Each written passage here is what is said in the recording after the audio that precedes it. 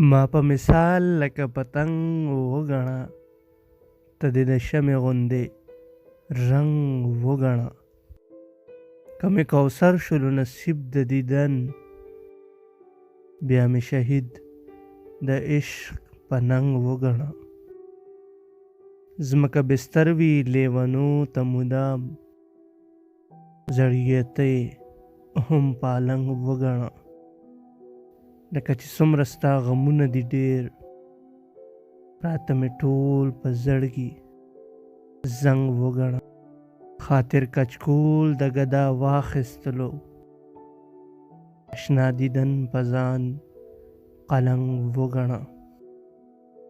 ما په مثال لکه پتنګ وګڼه، ته دې د شمعې غوندې رنګ وګڼه.